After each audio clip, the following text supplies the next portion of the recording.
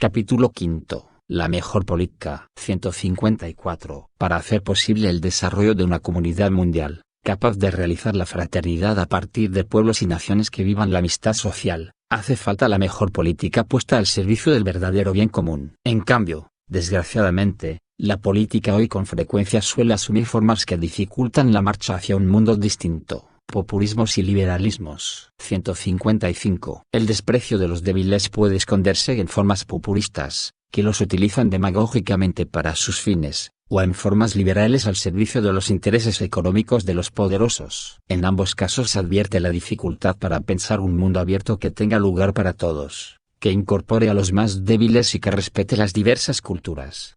Popular o populista. 156. En los últimos años la expresión populismo o populista ha invadido los medios de comunicación y el lenguaje en general. Así pierde el valor que podría contener y se convierte en una de las polaridades de la sociedad dividida. Esto llegó al punto de pretender clasificar a todas las personas, agrupaciones, sociedades y gobiernos a partir de una división binaria, populista o no populista. Ya no es posible que alguien opine sobre cualquier tema sin que intenten clasificarlo en uno de esos dos polos, a veces para desacreditarlo injustamente o para enaltecerlo en exceso.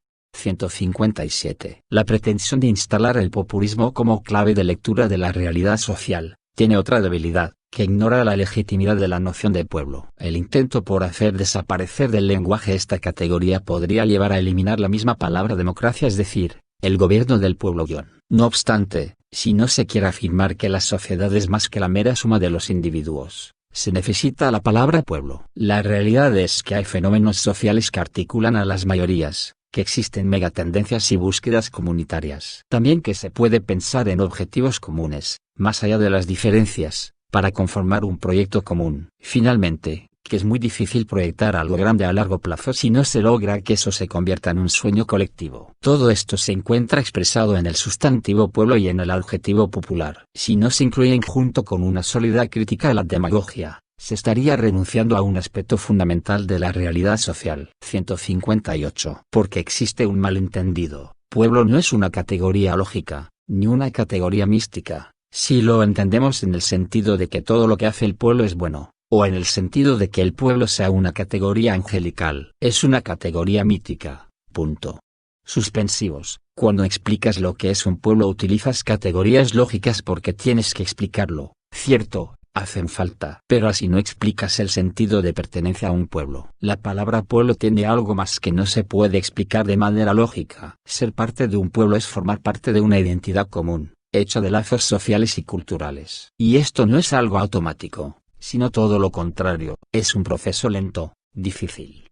Hacia un proyecto común. 159. Hay líderes populares capaces de interpretar el sentir de un pueblo, su dinámica cultural y las grandes tendencias de una sociedad. El servicio que prestan, aglutinando y conduciendo, puede ser la base para un proyecto duradero de transformación y crecimiento, que implica también la capacidad de ceder lugar a otros en pos del bien común. Pero deriva en insano populismo cuando se convierte en la habilidad de alguien para cautivar en orden a instrumentalizar políticamente la cultura del pueblo, con cualquier signo ideológico, al servicio de su proyecto personal y de su perpetuación en el poder. Otras veces busca sumar popularidad exacerbando las inclinaciones más bajas y egoístas de algunos sectores de la población. Esto se agrava cuando se convierte, con formas groseras o sutiles, en un avasallamiento de las instituciones y de la legalidad. 160. Los grupos populistas cerrados desfiguran la palabra pueblo, puesto que en realidad no hablan de un verdadero pueblo. En efecto, la categoría de pueblo es abierta. Un pueblo vivo, dinámico y con futuro es el que está abierto permanentemente a nuevas síntesis incorporando al diferente. No lo hace negándose a sí mismo,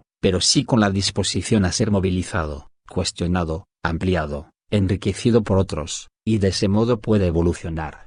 161. Otra expresión de la degradación de un liderazgo popular es el inmediatismo. Se responde a exigencias populares en orden a garantizarse votos o aprobación, pero sin avanzar en una tarea ardua y constante que genere a las personas los recursos para su propio desarrollo, para que puedan sostener su vida con su esfuerzo y su creatividad. En esta línea dije claramente que estoy lejos de proponer un populismo irresponsable. Por una parte, la superación de la inequidad supone el desarrollo económico, aprovechando las posibilidades de cada región y asegurando así una equidad sustentable. Por otra parte, los planes asistenciales, que atienden ciertas urgencias, solo deberían pensarse como respuestas pasajeras. 162. El gran tema es el trabajo. Lo verdaderamente popular porque promueve el bien del pueblo, es asegurar a todos la posibilidad de hacer brotar las semillas que Dios ha puesto en cada uno, sus capacidades, su iniciativa, sus fuerzas. Esa es la mejor ayuda para un pobre, el mejor camino hacia una existencia digna. Por ello insisto en que ayudar a los pobres con dinero debe ser siempre una solución provisoria para resolver urgencias. El gran objetivo debería ser siempre permitirles una vida digna a través del trabajo. Por más que cambien los mecanismos de producción, la política no puede renunciar al objetivo de lograr que la organización de una sociedad asegure a cada persona alguna manera de aportar sus capacidades y su esfuerzo. Porque no existe peor pobreza que aquella que priva del trabajo y de la dignidad del trabajo. En una sociedad realmente desarrollada el trabajo es una dimensión irrenunciable de la vida social, ya que no solo es un modo de ganarse el pan, sino también un cauce para el crecimiento personal, para establecer relaciones sanas, para expresarse a sí mismo, para compartir dones, para sentirse corresponsable en el perfeccionamiento del mundo, y en definitiva para vivir como pueblo. Valores y límites de las visiones liberales. 163. La categoría de pueblo, que incorpora una valoración positiva de los lazos comunitarios y culturales, suele ser rechazada por las visiones liberales individualistas, donde la sociedad es considerada una mera suma de intereses que coexisten. Hablan de respeto a las libertades, pero sin la raíz de una narrativa común. En ciertos contextos, es frecuente acusar de populistas a todos los que defiendan los derechos de los más débiles de la sociedad. Para estas visiones, la categoría de pueblo es una mitificación de algo que en realidad no existe. Sin embargo, aquí se crea una polarización innecesaria, ya que ni la idea de pueblo ni la de prójimo son categorías puramente míticas o románticas que excluyen o desprecian la organización social, la ciencia y las instituciones de la sociedad civil. 164. La caridad reúne ambas dimensiones, la mítica y la institucional, puesto que implica una marcha eficaz de transformación de la historia que exige incorporarlo principalmente todo: las instituciones, el derecho, la técnica, la experiencia, los aportes profesionales, el análisis científico, los procedimientos administrativos. Porque no hay de hecho vida privada si no es protegida por un orden público. Un hogar cálido no tiene intimidad si no es bajo la tutela de la legalidad, de un estado de tranquilidad fundado en la ley y en la fuerza y con la condición de un mínimo de bienestar asegurado por la división del trabajo, los intercambios comerciales, la justicia social y la ciudadanía política. 165. La verdadera caridad es capaz de incorporar todo esto en su entrega, y si debe expresarse en el encuentro persona a persona, también es capaz de llegar a una hermana o a un hermano lejano e incluso ignorado, a través de los diversos recursos que las instituciones de una sociedad organizada, libre y creativa son capaces de generar. Si vamos al caso, aún el buen samaritano necesitó de la existencia de una posada que le permitiera resolver lo que él solo en ese momento no estaba en condiciones de asegurar. El amor al prójimo es realista y no desperdicia nada que sea necesario para una transformación de la historia que beneficie a los últimos. De otro modo, a veces se tienen ideologías de izquierda o pensamientos sociales, junto con hábitos individualistas y procedimientos ineficaces que solo llegan a unos pocos. Mientras tanto, la multitud de los abandonados queda a merced de la posible buena voluntad de algunos. Esto hace ver que es necesario fomentar no únicamente una mística de la fraternidad, sino al mismo tiempo una organización mundial más eficiente para ayudar a resolver los problemas acuciantes de los abandonados que sufren y mueren en los países pobres. Esto a su vez implica que no hay una sola salida posible, una única metodología aceptable, una receta económica que pueda ser aplicada igualmente por todos, y supone que aún la ciencia más rigurosa pueda proponer caminos diferentes. 166. Todo esto podría estar colgado de alfileres, si perdemos la capacidad de advertir la necesidad de un cambio en los corazones humanos, en los hábitos y en los estilos de vida. Es lo que ocurre cuando la propaganda política, los medios y los constructores de opinión pública persisten en fomentar una cultura individualista e ingenua ante los intereses económicos desenfrenados y la organización de las sociedades al servicio de los que ya tienen demasiado poder. Por eso, mi crítica al paradigma tecnocrático no significa que solo intentando controlar sus excesos podremos estar asegurados, porque el mayor peligro no reside en las cosas, en las realidades materiales, en las organizaciones, sino en el modo como las personas las utilizan. El asunto es la fragilidad humana, la tendencia constante al egoísmo humano que forma parte de aquello que la tradición cristiana llama concupiscencia, la inclinación del ser humano a encerrarse en la inmanencia de su propio yo, de su grupo, de sus intereses mezquinos. Esa concupiscencia no es un defecto de esta época. Existió desde que el hombre es hombre y simplemente se transforma, adquiere diversas modalidades en cada siglo, y finalmente utiliza los instrumentos que el momento histórico pone a su disposición. Pero es posible dominarla con la ayuda de Dios. 167. La tarea educativa, el desarrollo de hábitos solidarios, la capacidad de pensar la vida humana más integralmente, la hondura espiritual, hacen falta para dar calidad a las relaciones humanas, de tal modo que sea la misma sociedad la que reaccione ante sus inequidades, sus desviaciones, los abusos de los poderes económicos, tecnológicos, políticos o mediáticos. Hay visiones liberales que ignoran este factor de la fragilidad humana, e imaginan un mundo que responde a un determinado orden que por sí solo podría asegurar el futuro y la solución de todos los problemas. 168. El mercado solo no resuelve todo, aunque otra vez nos quieran hacer creer este dogma de fe neoliberal. Se trata de un pensamiento pobre, repetitivo, que propone siempre las mismas recetas frente a cualquier desafío que se presente. El neoliberalismo se reproduce a sí mismo sin más, acudiendo al mágico derrame o goteo sin nombrarlo, como único camino para resolver los problemas sociales. No se advierte que el supuesto derrame no resuelve la inequidad, que es fuente de nuevas formas de violencia que amenazan el tejido social. Por una parte, es imperiosa una política económica activa orientada a promover una economía que favorezca la diversidad productiva y la creatividad empresarial, para que sea posible acrecentar los puestos de trabajo en lugar de reducirlos. La especulación financiera con la ganancia fácil como fin fundamental sigue causando estragos. Por otra parte, sin formas internas de solidaridad y de confianza recíproca, el mercado no puede cumplir plenamente su propia función económica. Hoy,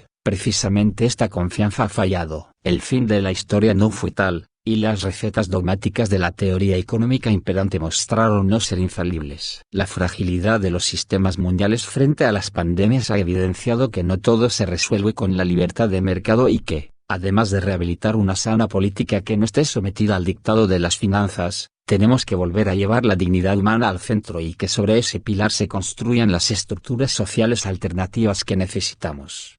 169. En ciertas visiones economicistas cerradas y monocromáticas, no parecen tener lugar, por ejemplo, los movimientos populares que aglutinan a desocupados, trabajadores precarios e informales y a tantos otros que no entran fácilmente en los cauces ya establecidos. En realidad, estos gestan variadas formas de economía popular y de producción comunitaria. Hace falta pensar en la participación social, política y económica de tal manera que incluya a los movimientos populares y anime las estructuras de gobierno locales, nacionales e internacionales con ese torrente de energía moral que surge de la incorporación de los excluidos en la construcción del destino común, y a su vez es bueno promover que estos movimientos, estas experiencias de solidaridad que crecen desde abajo, desde el subsuelo del planeta, confluyan, estén más coordinadas, se vayan encontrando, pero sin traicionar su estilo característico, porque ellos son sembradores de cambio, promotores de un proceso en el que confluyen millones de acciones grandes y pequeñas encadenadas creativamente, como en una poesía. En este sentido son poetas sociales, que trabajan, proponen, promueven y liberan a su modo. Con ellos será posible un desarrollo humano integral, que implica superar esa idea de las políticas sociales concebidas como una política hacia los pobres pero nunca con los pobres, nunca de los pobres y mucho menos inserta en un proyecto que reunifica a los pueblos. Aunque molesten, aunque algunos pensadores no sepan cómo clasificarlos, hay que tener la valentía de reconocer que sin ellos la democracia se atrofia, se convierte en un nominalismo,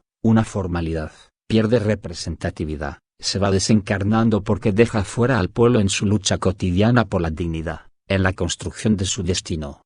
El poder internacional. 170. Me permito repetir que la crisis financiera de 2007-2008 era la ocasión para el desarrollo de una nueva economía más atenta a los principios éticos y para una nueva regulación de la actividad financiera especulativa y de la riqueza ficticia. Pero no hubo una reacción que llevara a repensar los criterios obsoletos que siguen rigiendo al mundo. Es más, parece que las verdaderas estrategias que se desarrollaron posteriormente en el mundo se orientaron a más individualismo, a más desintegración, a más libertad para los verdaderos poderosos que siempre encuentran la manera de salir indemnes. 171. Quisiera insistir en que dar a cada uno lo suyo, siguiendo la definición clásica de justicia, significa que ningún individuo o grupo humano se puede considerar omnipotente, autorizado a pasar por encima de la dignidad y de los derechos de las otras personas singulares o de sus agrupaciones sociales. La distribución fáctica del poder sea, sobre todo, político, económico, de defensa, tecnológico, entre una pluralidad de sujetos y la creación de un sistema jurídico de regulación de las pretensiones e intereses, concreta la limitación del poder. El panorama mundial hoy nos presenta, sin embargo, muchos falsos derechos, y a la vez, grandes sectores indefensos, víctimas más bien de un mal ejercicio del poder. 172. El siglo XXI es escenario de un debilitamiento de poder de los estados nacionales, sobre todo porque la dimensión económico-financiera, de características transnacionales, tiende a predominar sobre la política. En este contexto, se vuelve indispensable la maduración de instituciones internacionales más fuertes y eficazmente organizadas, con autoridades designadas equitativamente por acuerdo entre los gobiernos nacionales, y dotadas de poder para sancionar. Cuando se habla de la posibilidad de alguna forma de autoridad mundial regulada por el derecho, no necesariamente debe pensarse en una autoridad personal. Sin embargo, al menos debería incluir la gestación de organizaciones mundiales más eficaces, dotadas de autoridad para asegurar el bien común mundial, la erradicación del hambre y la miseria, y la defensa cierta de los derechos humanos elementales. 173. En esta línea, recuerdo que es necesaria una reforma tanto de la Organización de las Naciones Unidas como de la arquitectura económica y financiera internacional, para que se dé una concreción real al concepto de familia de naciones. Sin duda esto supone límites jurídicos precisos que eviten que se trate de una autoridad cooptada por unos pocos países, y que a su vez impidan imposiciones culturales o el menoscabo de las libertades básicas de las naciones más débiles a causa de diferencias ideológicas. Porque la comunidad internacional es una comunidad jurídica fundada en la soberanía de cada uno de los Estados miembros, sin vínculos de subordinación que nieguen o limiten su independencia. Pero la labor de las Naciones Unidas, a partir de los postulados del preámbulo y de los primeros artículos de su Carta Constitucional, puede ser vista como el desarrollo y la promoción de la soberanía del derecho, sabiendo que la justicia es requisito indispensable para obtener el ideal de la fraternidad universal. Punto. Suspensivos. Hay que asegurar el imperio incontestado del derecho y el infatigable recurso a la negociación, a los buenos oficios y al arbitraje, como propone la Carta de las Naciones Unidas, verdadera norma jurídica fundamental. Es necesario evitar que esta organización sea deslegitimizada, porque sus problemas o deficiencias pueden ser afrontados y resueltos conjuntamente. 174. Hacen falta valentía y generosidad en orden a establecer libremente determinados objetivos comunes y asegurar el cumplimiento en todo el mundo de algunas normas básicas. Para que esto sea realmente útil, se debe sostener la exigencia de mantener los acuerdos suscritos pacta sunt servanda, de manera que se evite la tentación de apelar al derecho de la fuerza más que a la fuerza del derecho. Esto requiere fortalecer los instrumentos normativos para la solución pacífica de las controversias de modo que se refuercen su alcance y su obligatoriedad. Entre estos instrumentos normativos, deben ser favorecidos los acuerdos multilaterales entre los estados, porque garantizan mejor que los acuerdos bilaterales el cuidado de un bien común realmente universal y la protección de los estados más débiles. 175. Gracias a Dios tantas agrupaciones y organizaciones de la sociedad civil ayudan a paliar las debilidades de la comunidad internacional, su falta de coordinación en situaciones complejas, su falta de atención frente a derechos humanos fundamentales y a situaciones muy críticas de algunos grupos. Así adquiere una expresión concreta el principio de subsidiariedad, que garantiza la participación y la acción de las comunidades y organizaciones de menor rango, las que complementan la acción del Estado. Muchas veces desarrollan esfuerzos admirables pensando en el bien común y algunos de sus miembros llegan a realizar gestos verdaderamente heroicos que muestran de cuánta belleza todavía es capaz nuestra humanidad. Una caridad social y política. 176. Para muchos la política hoy es una mala palabra, y no se puede ignorar que detrás de este hecho están a menudo los errores, la corrupción, la ineficiencia de algunos políticos. A esto se añaden las estrategias que buscan debilitarla, reemplazarla por la economía o dominarla con alguna ideología. Pero, ¿puede funcionar el mundo sin política? ¿Puede haber un camino eficaz hacia la fraternidad universal y la paz social sin una buena política? La política que se necesita. 177. Me permito volver a insistir que la política no debe someterse a la economía y esta no debe someterse a los dictámenes y al paradigma eficientista de la tecnocracia. Aunque haya que rechazar el mal uso del poder, la corrupción, la falta de respeto a las leyes y la ineficiencia, no se puede justificar una economía sin política, que sería incapaz de propiciar otra lógica que rija los diversos aspectos de la crisis actual. Al contrario, necesitamos una política que piense con visión amplia, y que lleve adelante un replanteo integral, incorporando en un diálogo interdisciplinario los diversos aspectos de la crisis. Pienso en una sana política, capaz de reformar las instituciones, coordinarlas y dotarlas de mejores prácticas, que permitan superar presiones e inercias viciosas. No se puede pedir esto a la economía, ni se puede aceptar que ésta asuma el poder real del Estado. 178. Ante tantas formas mezquinas e inmediatistas de política, recuerdo que la grandeza política se muestra cuando, en momentos difíciles, se obra por grandes principios y pensando en el bien común a largo plazo. Al poder político le cuesta mucho asumir este deber en un proyecto de nación y más aún en un proyecto común para la humanidad presente y futura. Pensar en los que vendrán no sirve a los fines electorales, pero es lo que exige una justicia auténtica. Porque, como enseñaron los obispos de Portugal, la tierra es un préstamo que cada generación recibe y debe transmitir a la generación siguiente. 179. La sociedad mundial tiene serias fallas estructurales que no se resuelven con parches o soluciones rápidas meramente ocasionales. Hay cosas que deben ser cambiadas con replanteos de fondo y transformaciones importantes. Solo una sana política podría liderarlo, convocando a los más diversos sectores y a los saberes más variados. De esa manera, una economía integrada en un proyecto político, social, cultural y popular que busque el bien común puede abrir camino a oportunidades diferentes, que no implican detener la creatividad humana y su sueño de progreso, sino orientar esa energía con cauces nuevos.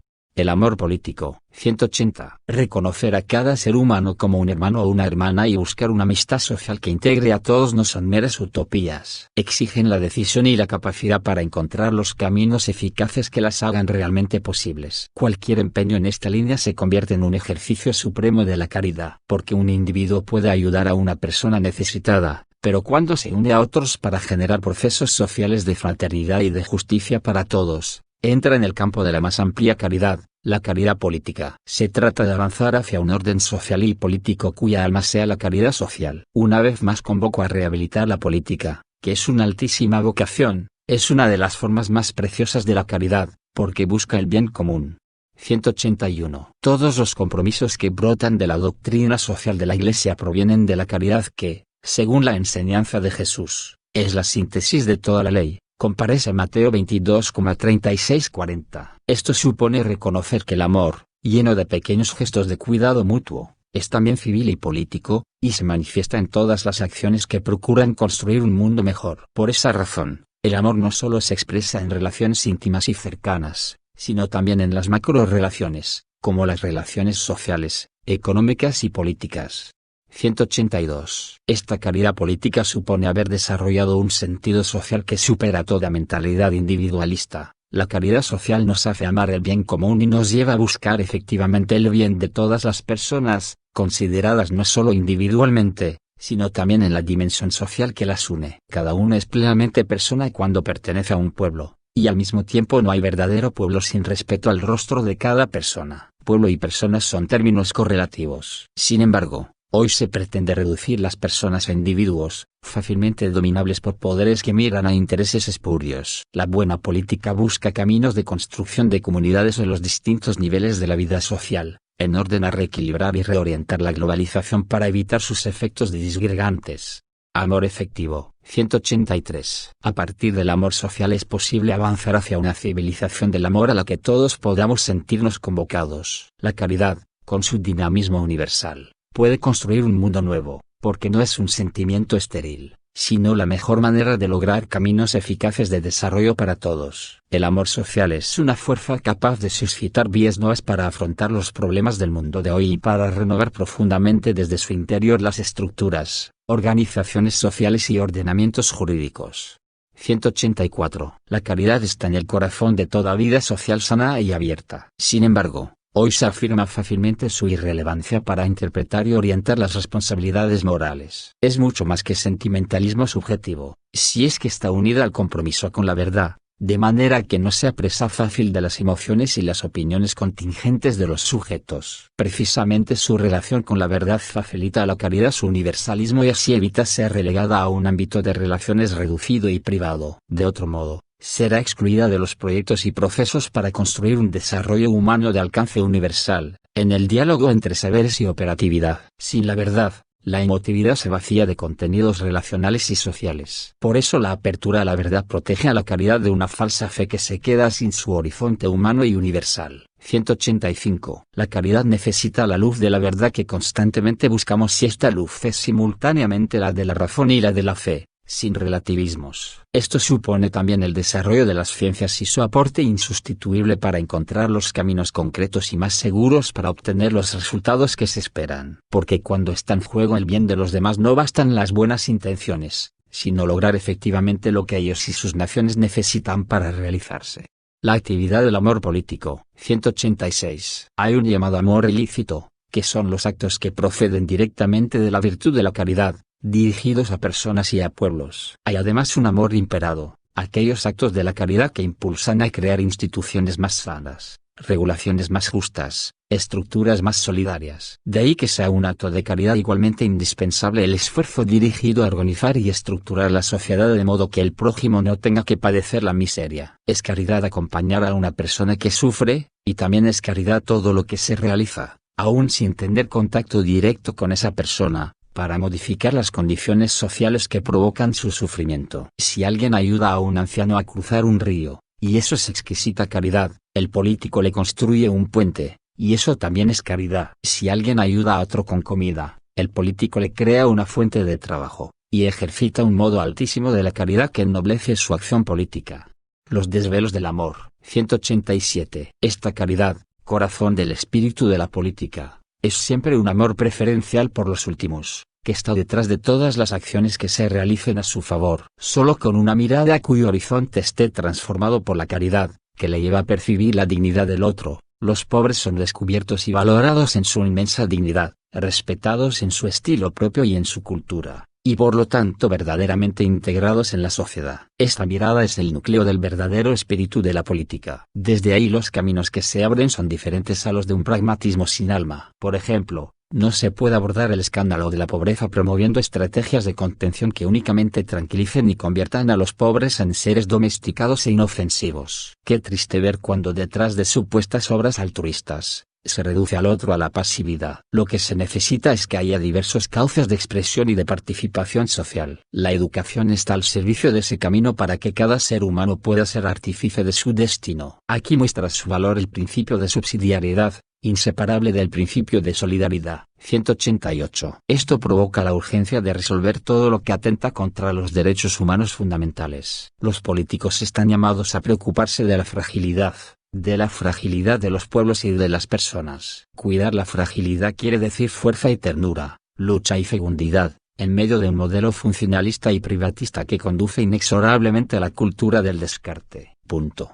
Suspensivos, significa hacerse cargo del presente en su situación más marginal y angustiante, y ser capaz de dotarlo de dignidad. Así ciertamente se genera una actividad intensa, porque hay que hacer lo que sea para salvaguardar la condición y dignidad de la persona humana. El político es un hacedor, un constructor con grandes objetivos, con mirada amplia, realista y pragmática, aún más allá de su propio país. Las mayores angustias de un político no deberían ser las causadas por una caída en las encuestas, sino por no resolver efectivamente el fenómeno de la exclusión social y económica, con sus tristes consecuencias de trata de seres humanos, comercio de órganos y tejidos humanos, explotación sexual de niños y niñas, trabajo esclavo, incluyendo la prostitución, tráfico de drogas y de armas, terrorismo y crimen internacional organizado. Está en la magnitud de estas situaciones y el grado de vidas inocentes que va cobrando, que hemos de evitar toda tentación de caer en un nominalismo declaracionista con efecto tranquilizador en las conciencias. Debemos cuidar que nuestras instituciones sean realmente efectivas en la lucha contra todos estos flagelos. Esto se hace aprovechando con inteligencia los grandes recursos del desarrollo tecnológico. 189. Todavía estamos lejos de una globalización de los derechos humanos más básicos. Por eso la política mundial no puede dejar de colocar entre sus objetivos principales e imperiosos el de acabar eficazmente con el hambre. Porque cuando la especulación financiera condiciona el precio de los alimentos tratándolos como a cualquier mercancía,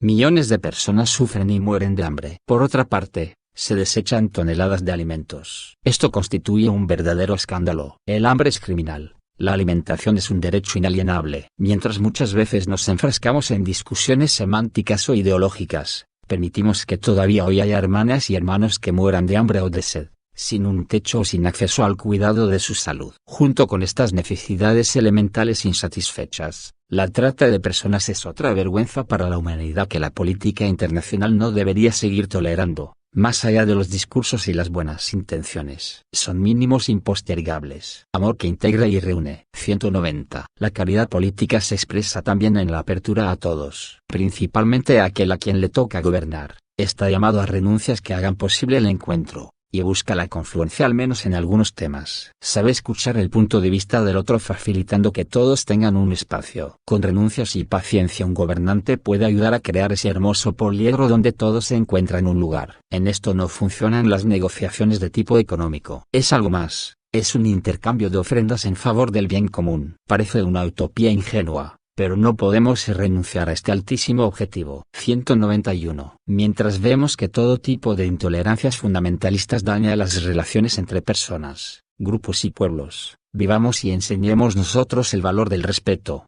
el amor capaz de asumir toda diferencia, la prioridad de la dignidad de todo ser humano sobre cualesquiera fuesen sus ideas, sentimientos, prácticas y aún sus pecados. Mientras en la sociedad actual proliferan los fanatismos, las lógicas cerradas y la fragmentación social y cultural, un buen político da el primer paso para que resuenen las distintas voces. Es cierto que las diferencias generan conflictos, pero la uniformidad genera asfixia y hace que nos fagocitemos culturalmente. No nos resignemos a vivir encerrados en un fragmento de realidad. 192. En este contexto, quiero recordar que, junto con el gran imán Ahmad al-Tayeb, pedimos a los artífices de la política internacional y de la economía mundial, comprometerse seriamente para difundir la cultura de la tolerancia, de la convivencia y de la paz, intervenir lo antes posible para parar el derramamiento de sangre inocente. Y cuando una determinada política siembra el odio o el miedo hacia otras naciones en nombre del bien del propio país, es necesario preocuparse, reaccionar a tiempo y corregir inmediatamente el rumbo.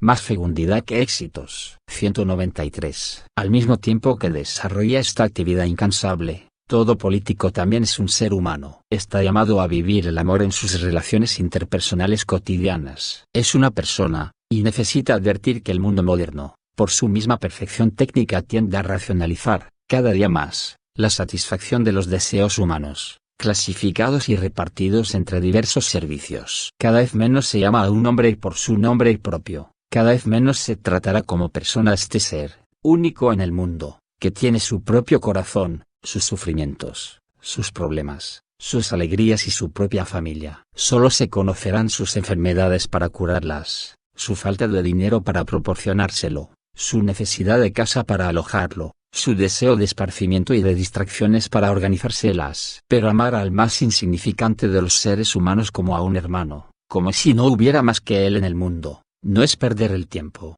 194. También en la política hay lugar para amar con ternura. ¿Qué es la ternura? Es el amor que se hace cercano y concreto. Es un movimiento que procede del corazón y llega a los ojos, a los oídos, a las manos. Punto. Suspensivos. La ternura es el camino que han recorrido los hombres y las mujeres más valientes y fuertes. En medio de la actividad política, los más pequeños, los más débiles, los más pobres deben enternecernos. Tienen derecho de llenarnos el alma y el corazón. Sí, ellos son nuestros hermanos y como tales tenemos que amarlos y tratarlos. 195. Esto nos ayuda a reconocer que no siempre se trata de lograr grandes éxitos, que a veces no son posibles. En la actividad política hay que recordar que más allá de toda apariencia, cada uno es inmensamente sagrado y merece nuestro cariño y nuestra entrega. Por ello, si logro ayudar a una sola persona a vivir mejor, eso ya justifica la entrega de mi vida. Es lindo ser pueblo fiel de Dios. Y alcanzamos plenitud cuando rompemos las paredes y el corazón se nos llena de rostros y de nombres. Los grandes objetivos soñados en las estrategias se logran parcialmente. Más allá de esto, quien ama y ha dejado de entender la política como una mera búsqueda de poder tiene la seguridad de que no se pierde ninguno de sus trabajos realizados con amor, no se pierde ninguna de sus preocupaciones sinceras por los demás. No se pierde ningún acto de amor a Dios, no se pierde ningún cansancio generoso, no se pierde ninguna dolorosa paciencia. Todo eso da vueltas por el mundo como una fuerza de vida. 196. Por otra parte, Una gran nobleza es ser capaz de desatar procesos cuyos frutos serán recogidos por otros, con la esperanza puesta en las fuerzas secretas del bien que se siembra. La buena política une al amor la esperanza, la confianza en las reservas de bien que hay en el corazón del pueblo, a pesar de todo. Por eso la auténtica vida política, fundada en el derecho y en un diálogo leal entre los protagonistas, se renueva con la convicción de que cada mujer, cada hombre y cada generación encierran en sí mismos una promesa que puede liberar nuevas energías relacionales, intelectuales, culturales y espirituales. 197. Vista de esta manera, la política es más noble que la apariencia, que el marketing, que distintas formas de maquillaje mediático. Todo eso lo único que logra sembrar es división, enemistad y un escepticismo desolador incapaz de apelar a un proyecto común. Pensando en el futuro, algunos días las preguntas tienen que ser: ¿para qué? ¿Hacia dónde estoy apuntando realmente? Porque, después de unos años, reflexionando sobre el propio pasado, la pregunta no será: ¿cuántos me aprobaron? ¿Cuántos me votaron? ¿Cuántos tuvieron una imagen positiva de mí? Las preguntas, quizás dolorosas, serán: ¿cuánto amor puse en mi trabajo? ¿En qué hice avanzar al pueblo? ¿Qué marca dejé en la vida de la sociedad? ¿Qué lazos reales construí? ¿Qué fuerzas positivas desaté? ¿Cuánta paz social sembré? ¿Qué provoqué en el lugar que se me encomendó? Capítulo 6. Diálogo y amistad social. 198. Acercarse, expresarse, escucharse, mirarse, conocerse, tratar de comprenderse, buscar puntos de contacto. Todo eso se resume en el verbo dialogar. Para encontrarnos y ayudarnos mutuamente necesitamos dialogar. No hace falta decir para qué sirve el diálogo. Me basta pensar qué sería el mundo sin ese diálogo paciente de tantas personas generosas que han mantenido unidas a familias y a comunidades. El diálogo persistente y corajudo no es noticia como los desencuentros y los conflictos, pero ayuda discretamente al mundo a vivir mejor, mucho más de lo que podamos darnos cuenta. El diálogo social hacia una nueva cultura. 199. Algunos tratan de huir de la realidad refugiándose en mundos privados, y otros la enfrentan con violencia destructiva. Pero entre la indiferencia egoísta y la protesta violenta, siempre hay una opción posible: el diálogo. El diálogo entre las generaciones, el diálogo en el pueblo, porque todos somos pueblo, la capacidad de dar y recibir, permaneciendo abiertos a la verdad. Un país crece cuando sus diversas riquezas culturales dialogan de manera constructiva: la cultura popular, la universitaria, la juvenil, la artística, la tecnológica, la cultura económica, la cultura de la familia y de los medios de comunicación. 200. Se suele confundir el diálogo con algo muy diferente: un febril intercambio de opiniones en las redes sociales, muchas veces orientado por información mediática no siempre confiable. Son solo monólogos que proceden paralelos, quizás imponiéndose a la atención de los demás por sus tonos altos o agresivos. Pero los monólogos no comprometen a nadie, hasta el punto de que sus contenidos frecuentemente son oportunistas y contradictorios. 201. La resonante difusión de hechos y reclamos en los medios, en realidad suele cerrar las posibilidades del diálogo, porque permite que cada uno mantenga intocables y sin matices sus ideas, intereses y opciones con la excusa de los errores ajenos. Prima la costumbre de descalificar rápidamente al adversario, aplicándole epítetos humillantes, en lugar de enfrentar un diálogo abierto y respetuoso, donde se busca alcanzar una síntesis superadora. Lo peor es que este lenguaje, habitual en el contexto mediático de una campaña política, se ha generalizado de tal manera que todos lo utilizan cotidianamente. El debate frecuentemente es manoseado por determinados intereses que tienen mayor poder, procurando deshonestamente inclinar la opinión pública a su favor. No me refiero solamente al gobierno de turno, ya que este poder manipulador puede ser económico, político, mediático, religioso o de cualquier género. A veces se lo justifica o excusa cuando su dinámica responde a los propios intereses económicos o ideológicos, pero tarde o temprano se vuelve en contra de esos mismos intereses. 202. La falta de diálogo implica que ninguno, en los distintos sectores, está preocupado por el bien común, sino por la adquisición de los beneficios que otorga el poder, o en el mejor de los casos, por imponer su forma de pensar. Así las conversaciones se convertirán en meras negociaciones para que cada uno pueda rasguñar todo el poder y los mayores beneficios posibles, no en una búsqueda conjunta que genere bien común. Los héroes del futuro serán los que sepan romper esa lógica enfermiza y decidan sostener con respeto una palabra cargada de verdad, más allá de las conveniencias personales. Dios quiera que esos héroes se estén gestando silenciosamente en el corazón de nuestra sociedad. Construir en común. 203. El auténtico diálogo social supone la capacidad de respetar el punto de vista del otro aceptando la posibilidad de que encierre algunas convicciones o intereses legítimos. Desde su identidad, el otro tiene algo para aportar, y es deseable que profundice y exponga su propia posición para que el debate público sea más completo todavía. Es cierto que cuando una persona o un grupo es coherente con lo que piensa,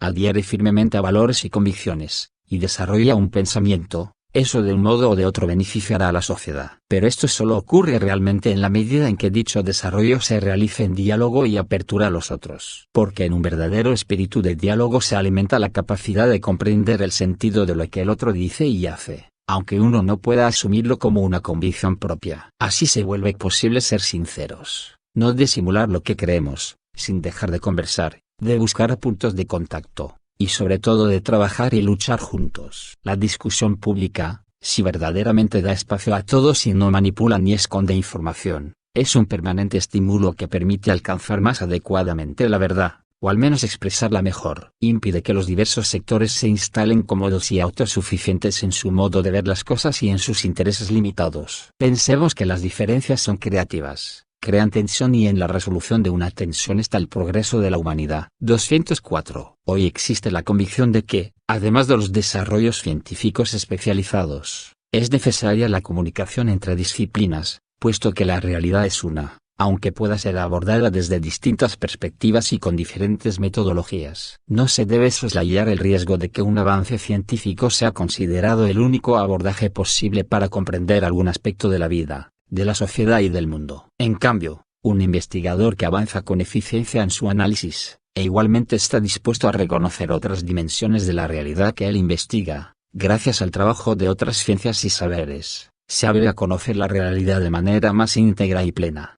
205. En este mundo globalizado los medios de comunicación pueden ayudar a que nos sintamos más cercanos los unos de los otros, a que percibamos un renovado sentido de unidad de la familia humana que nos impulse a la solidaridad y al compromiso serio por una vida más digna para todos.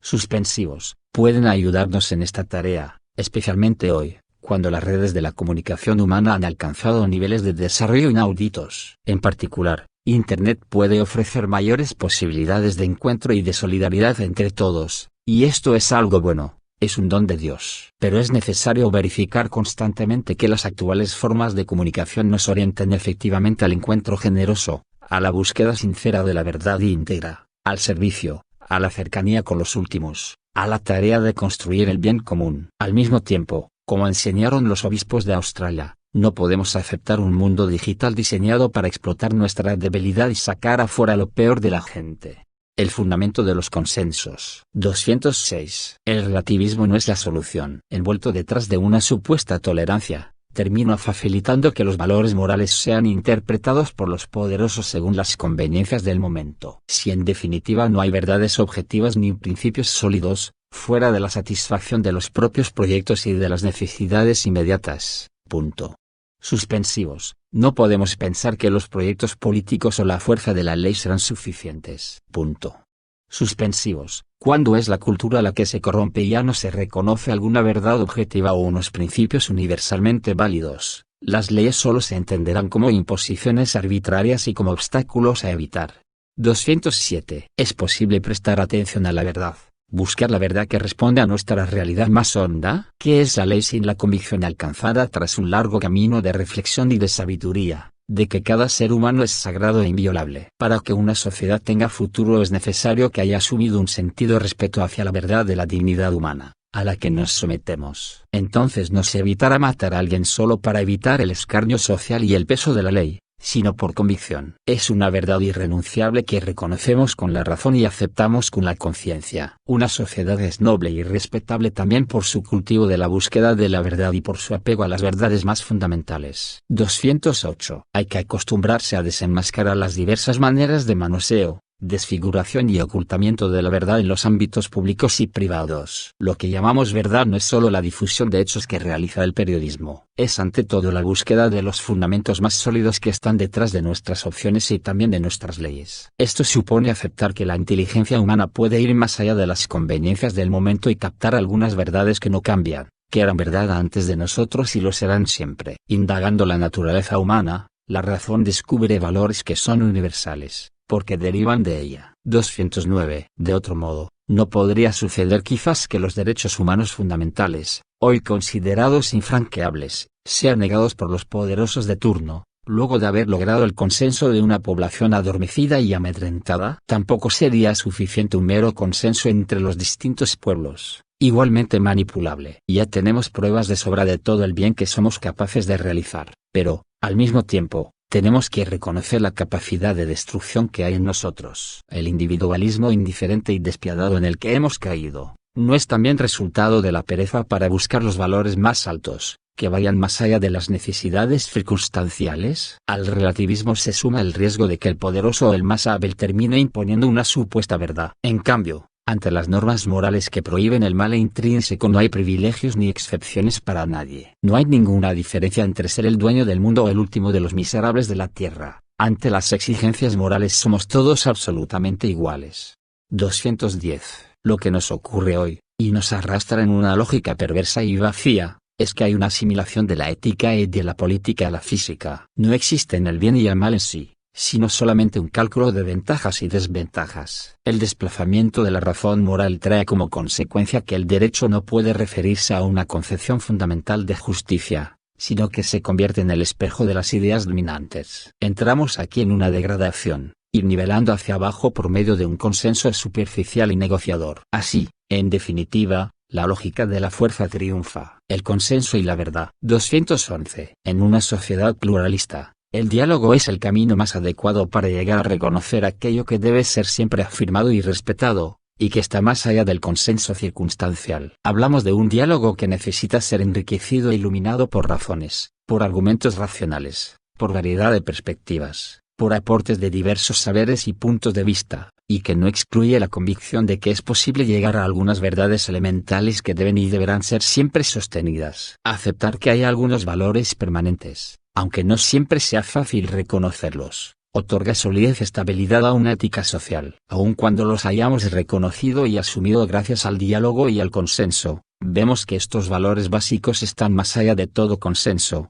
los reconocemos como valores trascendentes a nuestros contextos y nunca negociables. Podrá crecer nuestra comprensión de su significado y alcance, y en ese sentido el consenso es algo dinámico, pero en sí mismos son apreciados como estables por su sentido intrínseco. 212. Si algo es siempre conveniente para el buen funcionamiento de la sociedad, no es porque detrás de eso hay una verdad permanente, que la inteligencia puede captar. En la realidad misma del ser humano y de la sociedad, en su naturaleza íntima, hay una serie de estructuras básicas que sostienen su desarrollo y su supervivencia. De ahí se derivan determinadas exigencias que pueden ser descubiertas gracias al diálogo, si bien no son estrictamente fabricadas por el consenso. El hecho de que ciertas normas sean indispensables para la misma vida social es un indicio externo de que son algo bueno en sí mismo. Por consiguiente, no es necesario contraponer la conveniencia social, el consenso y la realidad de una verdad objetiva. Estas tres pueden unirse armoniosamente cuando, a través del diálogo, las personas se atreven a llegar hasta el fondo de una cuestión. 213. Si hay que respetar en toda situación la dignidad ajena, es porque nosotros no inventamos o suponemos la dignidad de los demás, sino porque hay efectivamente en ellos un valor que supera las cosas materiales y las circunstancias, y que exige que se les trate de otra manera. Que todo ser humano posee una dignidad inalienable es una verdad que responde a la naturaleza humana más allá de cualquier cambio cultural. Por eso el ser humano tiene la misma dignidad inviolable en cualquier época de la historia y nadie puede sentirse autorizado por las circunstancias a negar esta convicción o a no obrar en consecuencia. La inteligencia puede entonces escrutar en la realidad de las cosas, a través de la reflexión, de la experiencia y del diálogo, para reconocer en esa realidad que la trasciende la base de ciertas exigencias morales universales. 214. A los agnósticos, este fundamento podrá parecerles suficiente para otorgar una firme y estable validez universal a los principios éticos básicos y no negociables, que pueda impedir nuevas catástrofes. Para los creyentes, Esa naturaleza humana, fuente de principios éticos, ha sido creada por Dios, quien, en definitiva, otorga un fundamento sólido a esos principios. Esto no establece un fijismo ético ni da lugar a la imposición de algún sistema moral, puesto que los principios morales elementales y universalmente válidos pueden dar lugar a diversas normativas prácticas. Por eso deja siempre un lugar para el diálogo. Una nueva cultura. 215. La vida es el arte del encuentro. Aunque haya tanto desencuentro por la vida, reiteradas veces he invitado a desarrollar una cultura del encuentro, que vaya más allá de las dialécticas que enfrentan. Es un estilo de vida tendiente a conformar ese poliedro que tiene muchas facetas, muchísimos lados, pero todos formando una unidad cargada de matices, ya que el todo es superior a la parte. El poliedro representa una sociedad donde las diferencias conviven complementándose, enriqueciéndose e iluminándose recíprocamente, aunque esto implique discusiones y prevenciones. Porque de todo se puede aprender algo, nadie es inservible. Nadie es prescindible. Esto implica incluir a las periferias. Quien está en ellas tiene otro punto de vista, ve aspectos de la realidad que no se reconocen desde los centros de poder donde se toman las decisiones más definitorias. El encuentro hecho cultura. 216. La palabra cultura indica algo que ha penetrado en el pueblo, en sus convicciones más entrañables y en su estilo de vida. Si hablamos de una cultura en el pueblo, eso es más que una idea o una abstracción. Incluye las ganas, el entusiasmo y finalmente una forma de vivir que caracteriza a ese conjunto humano. Entonces, hablar de cultura del encuentro significa que como pueblo nos apasiona intentar encontrarnos, buscar puntos de contacto, tender puentes, proyectar algo que incluya a todos. Esto se ha convertido en deseo y en estilo de vida. El sujeto de esta cultura es el pueblo, no un sector de la sociedad que busca pacificar al resto con recursos profesionales y mediáticos. 217. La paz social es trabajosa, artesanal. Sería más fácil contener las libertades y las diferencias con un poco de astucia y de recursos. Pero esa paz sería superficial y frágil, no el fruto de una cultura del encuentro que la sostenga. Integrar a los diferentes es mucho más difícil y lento, aunque es la garantía de una paz real y sólida. Esto no se consigue agrupando solo a los puros, porque aún las personas que puedan ser cuestionadas por sus errores, tienen algo que aportar que no debe perderse. Tampoco consiste en una paz que surge acallando las reivindicaciones sociales o evitando que hagan lío, ya que no es un consenso de escritorio o una efímera paz para una minoría feliz. Lo que vale es generar procesos de encuentro, procesos que construyan un pueblo que sabe recoger las diferencias. Armemos a nuestros hijos con las armas del diálogo. Enseñémosles la buena batalla del encuentro, el gusto de reconocer al otro. 218. Esto implica el hábito de reconocer al otro, el derecho de ser el mismo y de ser diferente. A partir de ese reconocimiento hecho cultura se vuelve posible la gestación de un pacto social. Sin ese reconocimiento surgen maneras sutiles de buscar que el otro pierda todo significado, que se vuelva irrelevante, que no se le reconozca algún valor en la sociedad. Detrás del rechazo de determinadas formas visibles de violencia, suele esconderse otra violencia más solapada, la de quienes desprecian al diferente, sobre todo cuando sus reclamos perjudican de algún modo los propios intereses. 219. Cuando un sector de la sociedad pretende disfrutar de todo lo que ofrece el mundo, como si los pobres no existieran, eso en algún momento tiene sus consecuencias. Ignorar la existencia y los derechos de los otros, tarde o temprano provoca alguna forma de violencia, muchas veces inesperada. Los sueños de la libertad, la igualdad y la fraternidad pueden quedar en el nivel de las meras formalidades, porque no son efectivamente para todos. Por lo tanto, no se trata solamente de buscar un encuentro entre los que detentan diversas formas de poder económico, político o académico. Un encuentro social real pone en verdadero diálogo las grandes formas culturales que representan a la mayoría de la población. Con frecuencia las buenas propuestas no son asumidas por los sectores más empobrecidos porque se presentan con un ropaje cultural que no es el de ellos y con el que no pueden sentirse identificados. Por consiguiente, un pacto social realista e inclusivo debe ser también un pacto cultural, que respete y asuma las diversas cosmovisiones, culturas o estilos de vida que coexisten en la sociedad.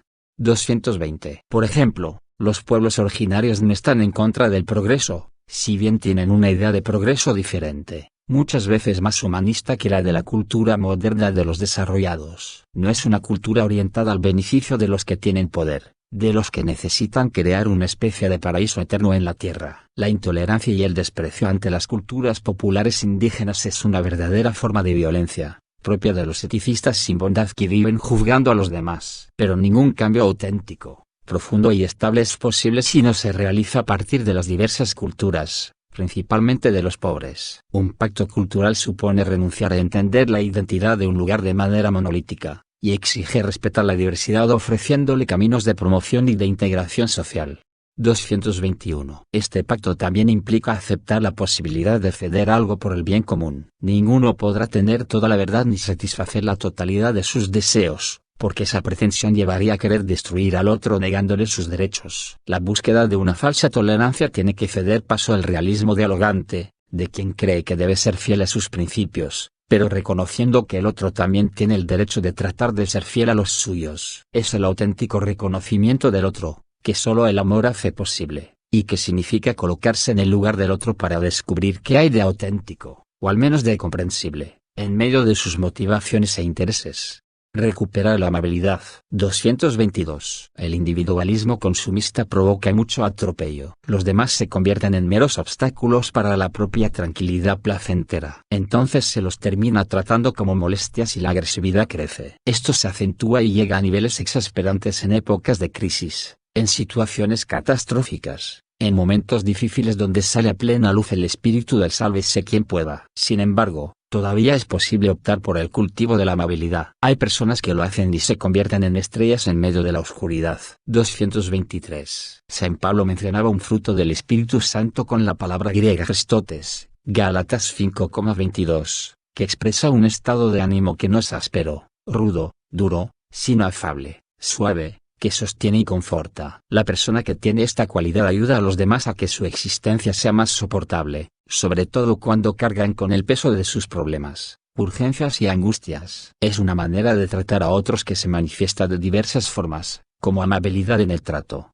como un cuidado para no herir con las palabras o gestos, como un intento de aliviar el peso de los demás. Implica decir palabras de aliento, que reconfortan, que fortalecen, que consuelan, que estimulan, en lugar de palabras que humillan, que entristecen, que irritan, que desprecian.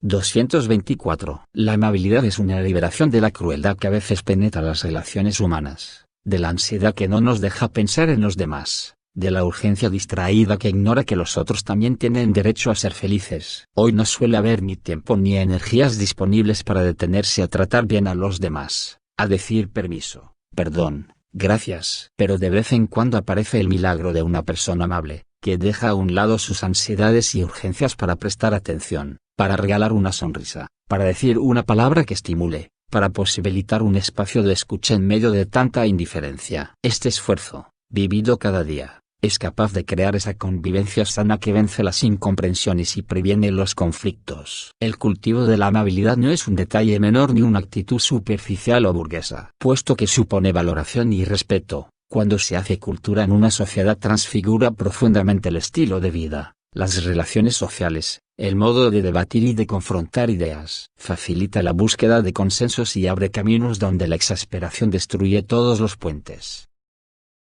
Capítulo 7. Caminos de reencuentro. 225. En muchos lugares del mundo hacen falta caminos de paz que lleven a cicatrizar las heridas. Se necesitan artesanos de paz dispuestos a generar procesos de sanación y de reencuentro con ingenio y audacia.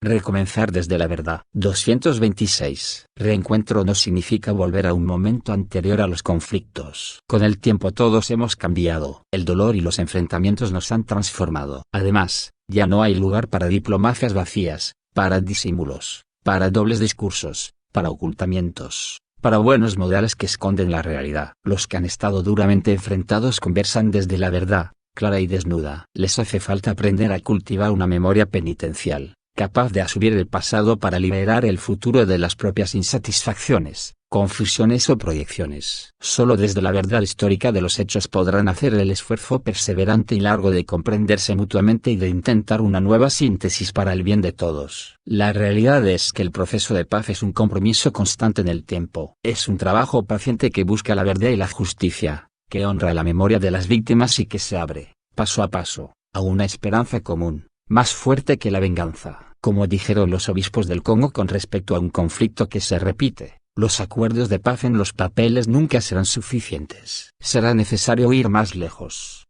integrando la exigencia de verdad sobre los orígenes de esta crisis recurrente. El pueblo tiene el derecho de saber qué pasó. 227. En efecto, la verdad es una compañera inseparable de la justicia y de la misericordia. Las tres juntas son esenciales para construir la paz y, por otra parte, cada una de ellas impide que las otras sean alteradas. Punto. Suspensivos. La verdad no debe, de hecho, conducir a la venganza, sino más bien a la reconciliación y al perdón. Verdad es contar a las familias desgarradas por el dolor lo que ha ocurrido con sus parientes desaparecidos. Verdad es confesar qué pasó con los menores de edad reclutados por los actores violentos. Verdad es reconocer el dolor de las mujeres víctimas de violencia y de abusos. Punto. Suspensivos. Cada violencia cometida contra un ser humano es una herida en la carne de la humanidad. Cada muerte violenta nos disminuye como personas. Punto. Suspensivos. La violencia engendra violencia, el odio engendra más odio, y la muerte más muerte. Tenemos que romper esa cadena que se presenta como ineludible. La arquitectura y la artesanía de la paz. 228. El camino hacia la paz no implica homogeneizar la sociedad, pero sí nos permite trabajar juntos. Puede unir a muchos en pos de búsquedas comunes donde todos ganan. Frente a un determinado objetivo común, se podrán aportar diferentes propuestas técnicas, distintas experiencias, y trabajar por el bien común. Es necesario tratar de identificar bien los problemas que atraviesa una sociedad para aceptar que existen diferentes maneras de mirar las dificultades y de resolverlas. El camino hacia una mejor convivencia implica siempre reconocer la posibilidad de que el otro aporte una perspectiva legítima, al menos en parte, algo que pueda ser rescatado, aun cuando se haya equivocado o haya actuado mal. Porque nunca se debe encasillar al otro por lo que pudo decir o hacer, sino que debe ser considerado por la promesa que lleva dentro de él, promesa que deja siempre un resquicio de esperanza. 229. Como enseñaron los obispos de Sudáfrica, la verdadera reconciliación se alcanza de manera proactiva, formando una nueva sociedad basada en el servicio a los demás, más que en el deseo de dominar, una sociedad basada en compartir con otros lo que uno posee, más que en la lucha egoísta de cada uno por la mayor riqueza posible. Una sociedad en la que el valor de estar juntos como seres humanos es definitivamente más importante que cualquier grupo menor, sea este la familia, la nación, la raza o la cultura. Los obispos de Corea del Sur señalaron que una verdadera paz solo puede lograrse cuando luchamos por la justicia a través del diálogo, persiguiendo la reconciliación y el desarrollo mutuo. 230. El esfuerzo duro por superar lo que nos divide sin perder la identidad de cada uno, supone que en todos permanezca vivo un básico sentimiento de pertenencia. Porque nuestra sociedad gana cuando cada persona, cada grupo social, se siente verdaderamente de casa. En una familia, los padres, los abuelos, los hijos son de casa, ninguno está excluido. Si uno tiene una dificultad, incluso grave, aunque se la haya buscado él, los demás acuden en su ayuda, lo apoyan, su dolor es de todos. Punto. Suspensivos. En las familias todos contribuyen al proyecto común, todos trabajan por el bien común, pero sin anular al individuo, al contrario, lo sostienen, lo promueven. Se pelean, pero hay algo que no se mueve, es el lazo familiar. Las peleas de familia son reconciliaciones después. Las alegrías y las penas de cada uno son asumidas por todos. Eso sí es ser familia. Si pudiéramos lograr ver al oponente político o al vecino de casa con los mismos ojos que a los hijos, esposas, esposos, padres o madres, qué bueno sería. ¿Amamos nuestra sociedad o sigue siendo algo lejano, algo anónimo, que no nos involucra, no nos mete, no nos compromete? 231. Muchas veces es muy necesario negociar y así desarrollar cauces concretos para la paz. Pero los procesos efectivos de una paz duradera son ante todo transformaciones artesanales obradas por los pueblos, donde cada ser humano puede ser un fermento eficaz con su estilo de vida cotidiana. Las grandes transformaciones no son fabricadas en escritorios o despachos. Entonces cada uno juega un papel fundamental en un único proyecto creador, para escribir una nueva página de la historia, una página llena de esperanza, llena de paz, llena de reconciliación. Hay una arquitectura de la paz, donde intervienen las diversas instituciones de la sociedad, cada una desde su competencia, pero hay también una artesanía de la paz que nos involucra a todos. A partir de diversos procesos de paz que se desarrollaron en distintos lugares del mundo hemos aprendido que estos caminos de pacificación, de primacía de la razón sobre la venganza, de delicada armonía entre la política y el derecho, No pueden obviar los procesos de la gente. No se alcanzan con el diseño de marcos normativos y arreglos institucionales entre grupos políticos o económicos de buena voluntad. Punto.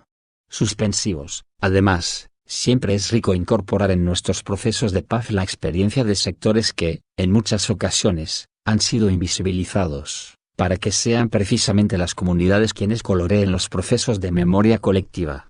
232. No hay punto final en la construcción de la paz social de un país, sino que es una tarea que no da tregua y que exige el compromiso de todos. Trabajo que nos pide no decaer en el esfuerzo por construir la unidad de la nación y, a pesar de los obstáculos, diferencias y distintos enfoques sobre la manera de lograr la convivencia pacífica, persistir en la lucha para favorecer la cultura del encuentro, que exige colocar en el centro de toda acción política, social y económica, a la persona humana, su altísima dignidad, y el respeto por el bien común. Que este esfuerzo nos haga huir de toda tentación de venganza y búsqueda de intereses solo particulares y a corto plazo. Las manifestaciones públicas violentas, de un lado o de otro, no ayudan a encontrar caminos de salida. Sobre todo porque, como bien han señalado los obispos de Colombia, cuando se alientan movilizaciones ciudadanas no siempre aparecen claros sus orígenes y objetivos. Hay ciertas formas de manipulación política y se han percibido apropiaciones a favor de intereses particulares,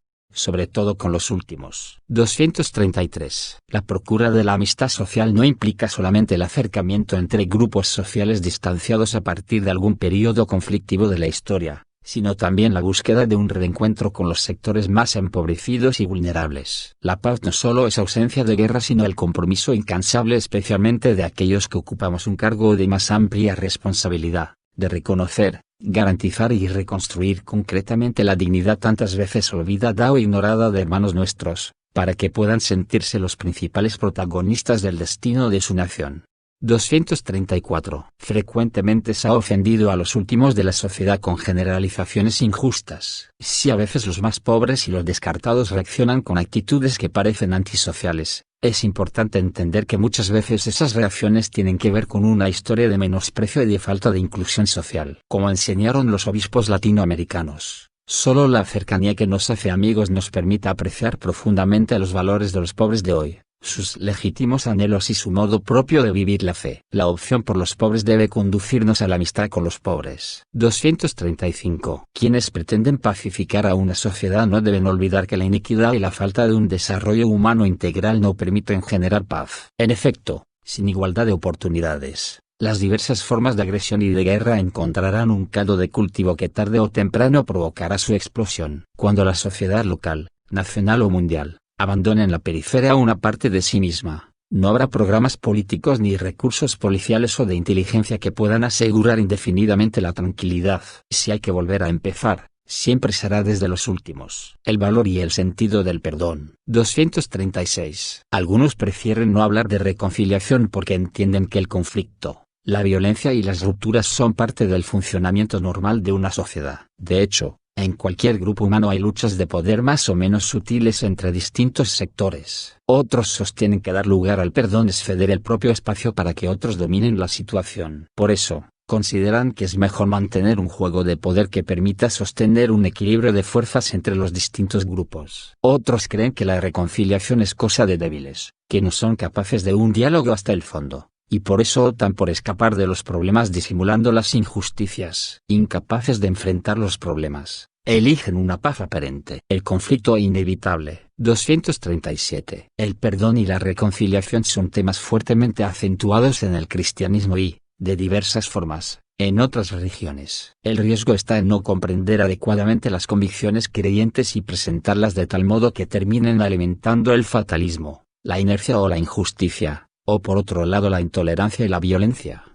238. Jesucristo nunca invitó a fomentar la violencia o la intolerancia. Él mismo condenaba abiertamente el uso de la fuerza para imponerse a los demás. Ustedes saben que los jefes de las naciones las someten y los poderosos las dominan. Entre ustedes no debe ser así. Mateo 20,25-26. Por otra parte, el Evangelio pide perdonar 70 veces 7, Mateo 18,22, y pone el ejemplo del servidor despiadado, que fue perdonado pero él a su vez no fue capaz de perdonar a otros. Compárese Mateo 18,23-35. 239. Si leemos otros textos del Nuevo Testamento, podemos advertir que de hecho las comunidades primitivas, inmersas en un mundo pagano desbordado de corrupción y desviaciones, vivían en un sentido de paciencia, tolerancia, comprensión. Algunos textos son muy claros al respecto. Se invita a reprender a los adversarios con dulzura, comparece 2 de Timoteo 2,25. O se exhorta, que no injurien a nadie ni sean agresivos, sino amables, demostrando una gran humildad con todo el mundo. Porque nosotros también antes, suspensivos, éramos detestables. Tito 3,23. El libro de los Hechos de los Apóstoles afirma que los discípulos, perseguidos por algunas autoridades, gozaban de la estima de todo el pueblo. 2,47, comparece 4,21.33, 5,13.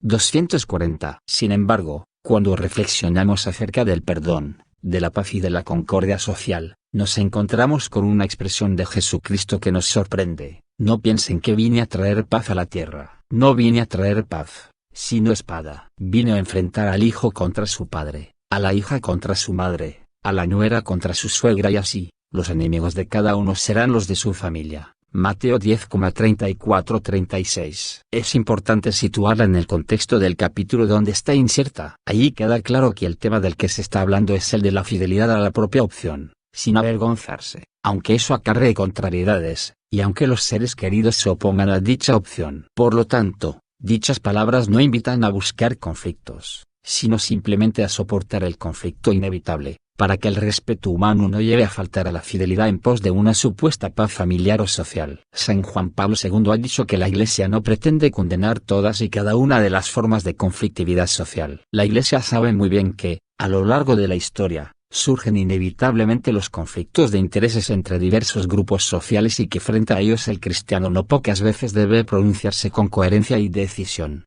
Las luchas legítimas y el perdón. 241. No se trata de proponer un perdón renunciando a los propios derechos ante un poderoso corrupto, ante un criminal o ante alguien que degrada nuestra dignidad. Estamos llamados a amar a todos, sin excepción. Pero amar a un opresor no es consentir que siga siendo así, tampoco es hacerle pensar que lo que él hace es aceptable. Al contrario, amarlo bien es buscar de distintas maneras que deje de oprimir, es quitarle ese poder que no sabe utilizar y que lo desfigura como ser humano. Perdonar no quiere decir permitir que sigan pisoteando la propia dignidad y la de los demás, o dejar que un criminal continúe haciendo daño. Quien sufre la injusticia tiene que defender con fuerza sus derechos y los de su familia precisamente porque debe preservar la dignidad que se le ha dado, una dignidad que Dios ama. Si un delincuente me ha hecho daño a mí o a un ser querido, nadie me prohíbe que exija justicia y que me preocupe para que esa persona o cualquier otra, no vuelva a dañarme ni haga el mismo daño a otros. Corresponde que lo haga, y el perdón no solo no anula esa necesidad sino que la reclama. 242. La clave está en no hacerlo para alimentar una ira que enferma el alma personal y el alma de nuestro pueblo, o por una necesidad enfermiza de destruir al otro que desata una carrera de venganza. Nadie alcanza la paz interior ni se reconcilia con la vida de esa manera. La verdad es que ninguna familia, ningún grupo de vecinos o una etnia, menos un país, tiene futuro si el motor que los une, convoca y tapa las diferencias es la venganza y el odio. No podemos ponernos de acuerdo y unirnos para vengarnos, para hacerle al que fue violento lo mismo que él nos hizo,